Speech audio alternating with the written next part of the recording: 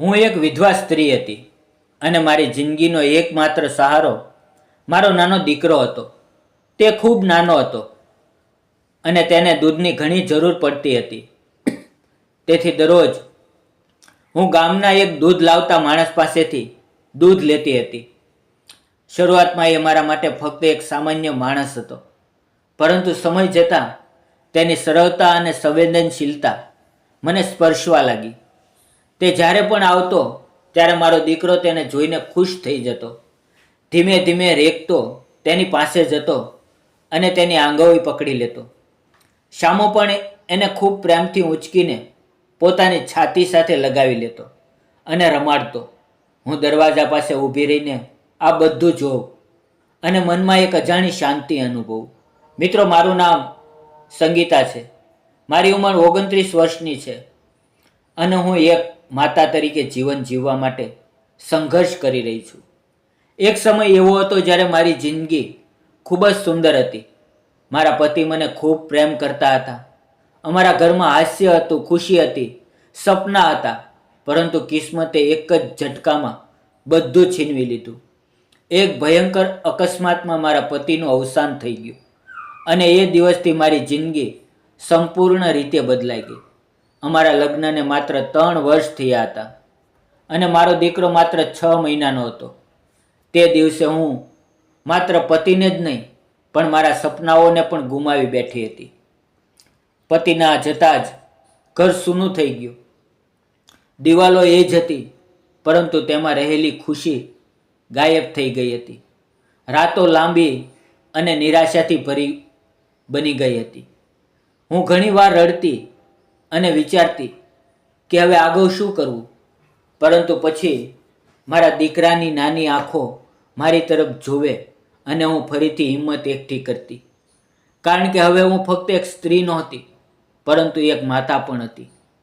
ઘરમાં થોડા બચતના પૈસા હતા, થોડા દાગીના હતા, જેના સહારે હું ઘર ચલાવતી રહી. પરંતુ સમય જતાં એ બધું ધીમે ધીમે ખતમ થવા લાગ્યું. હું બહાર જઈને કામ કરી શકતી નહોતી, કારણ કે મારો દીકરો ખૂબ નાનો હતો. મારા માતા પિતા વૃદ્ધ હતા અને તેઓ મારી મદદ કરવા સક્ષમ નહોતા. દરેક દિવસ મારા માટે એક નવી ચિંતાથી ભરેલો હતો. એક સમયમાં શામુ મારી જિંદગીમાં એક નાનો પ્રકાશ બનીને આવ્યો હતો. તે દરરોજ સવારમાં દૂધ લઈને આવતો. તેનો સ્વભાવ ખૂબ સરળ હતો. તેની આંખોમાં એક ઈમાનદારી દેખાતી હતી, જે આજકાલના સમયમાં ભાગ્યે જ જોવા મળે છે. તે ક્યારેય વધારે વાતો કરતો નહોતો, પરંતુ જ્યારે પણ બોલતો ત્યારે તેના શબ્દોમાં સચ્ચાઈ અને સંવેદના બંને હોય. એક દિવસ એવું બન્યું કે મારો દીકરો બારણા પાસે રમતો હતો અને અચાનક નીચે પડી ગયો. તેના માથા પર ઈજા થઈ અને લોહી વહેવા લાગ્યું. હું અંદર રસોડામાં હતી અને કંઈ સમજી શકી નહીં. પરંતુ શામુએ આ દ્રશ્ય જોઈ લીધું. તેણે તરત જ દૂધનું કેન એક બાજુ મૂકી દીધું અને દોડીને મારા દીકરાને ઉઠાવ્યો. હું બહાર આવી ત્યારે મારો દીકરાને તેની બાહોમાં જોઈને ગભરાઈ ગઈ. મારી આંખોમાં આંસુ આવી ગયા અને હું કાપવા લાગી. પરંતુ શામુએ મને શાંત કરતાં કહ્યું, તમે ચિંતા ન કરો, બધું ઠીક થઈ જશે. તેને પોતાના રૂમાલથી મારા દીકરાના માથા પર બાંધ્યો અને પછી તરત જ કહ્યું, તમે મારી સાથે આવો. અને પછી તે અમને સાયકલ પર બેસાડી હોસ્પિટલ લઈ ગયો. રસ્તો લાંબો હતો, પરંતુ તે ઝડપથી સાયકલ ચલાવતો રહ્યો. હોસ્પિટલમાં પહોંચ્યા પછી ડૉક્ટરે સારવાર કરી, ટાંકા લગાવ્યા, દવા આપી અને શામુએ બધું સંભાળ્યું. તેણે ડૉક્ટરની ફી પણ આપી અને દવાઓ પણ લાવી આપી. તે દિવસ મારા માટે એક મોટો ટર્નિંગ પોઈન્ટ હતો, કારણ કે તે દિવસે મેં માત્ર એક મદદગાર માણસને નહીં, પરંતુ એક સાચા દિલના ઇન્સાનને જોયો હતો. તે દિવસ પછી મારા દિલમાં તેના માટે સન્માન અને આભારની લાગણી જન્મી ગઈ હતી.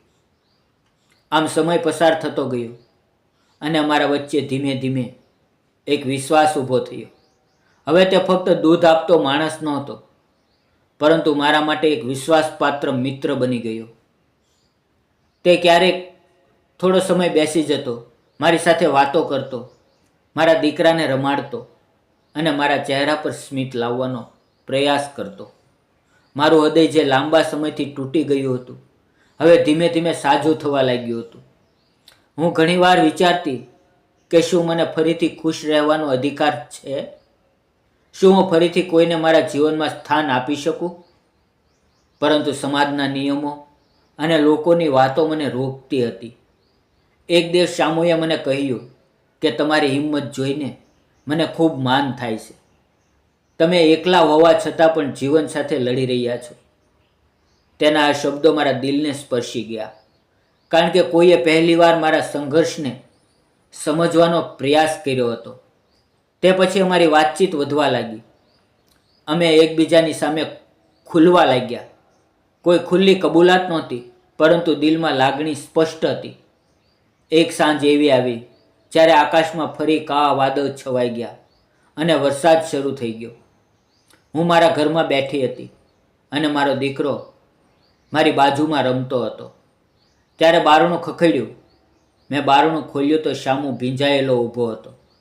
તેના હાથમાં દૂધની બોટલ હતી. મેં તરત જ કહ્યું કે તમે અંદર આવો, મને પોતાને સૂકા કરો. તે અંદર આવ્યો અને શાંતિથી બેઠો. ઘરમાં એક અજીબ શાંતિ હતી. બહાર વરસાદનો અવાજ અને અંદર અમારા દિલની ધડકન બંને સંભળાઈ રહી હતી. તે થોડો સમય ચૂપ રહ્યો અને પછી ધીમેથી બોલ્યો કે હું તમને કંઈક કહેવા માંગુ છું. હું પણ શાંતિથી તેની તરફ જોયું. તે બોલ્યો કે હું ઘણા દિવસથી વિચારતો હતો, પરંતુ હવે વધુ રાહ જોઈ શકતો નથી. હું તમારી અને તમારા દીકરાની જવાબદારી સ્વીકારવા માંગુ છું. જો તમે મંજૂરી આપો તો. તેના આ શબ્દો સાંભળીને મારું દિલ જોરથી ધબકવા લાગ્યું. મારી આંખોમાં આંસુ આવી ગયા, પરંતુ આ વખત આંસુ દુઃખના નહોતા, પરંતુ ખુશીના હતા. લાંબા સમય પછી મને લાગ્યું કે કદાચ જીવન મને ફરીથી એક તક આપી રહ્યું છે. હું થોડા સમય ચૂપ રહી અને પછી ધીમેથી માથું હલાવ્યું. તે ક્ષણે બધું બદલાઈ ગયું. આજે અમે બંને સાથે છીએ. મારો દીકરો એને પિતા કહીને બોલાવે છે અને તે એને ખૂબ પ્રેમ આપે છે. મારું તૂટેલું જીવન ફરીથી સંવરી ગયું છે. જીવન મને શીખવી ગયું કે ક્યારેક દુઃખ પછી ખુશી પણ આવે છે, અને જ્યારે ભગવાન એક દરવાજો બંધ કરે છે ત્યારે તે બીજી બારી જરૂર ખોલે છે. પ્રેમ કોઈ પણ પરિસ્થિતિ કે સ્થિતિ નથી જોતો, તે ફક્ત દિલને સમજે છે, અને સાચા દિલથી થયેલો પ્રેમ ક્યારેય ખોટો નથી હોતો. જો તમને આ વાર્તા ગમી હોય તો વિડીયોને લાઈક કરો, ચેનલને સબસ્ક્રાઈબ કરો અને એક સુંદર કોમેન્ટ જરૂર કરજો. આ વાર્તામાં દર્શાવેલા બધા પાત્રો અને ઘટનાઓ કાલ્પનિક છે. તેનો કોઈ પણ વ્યક્તિ અથવા સમાજ સાથે કોઈ સંબંધ નથી.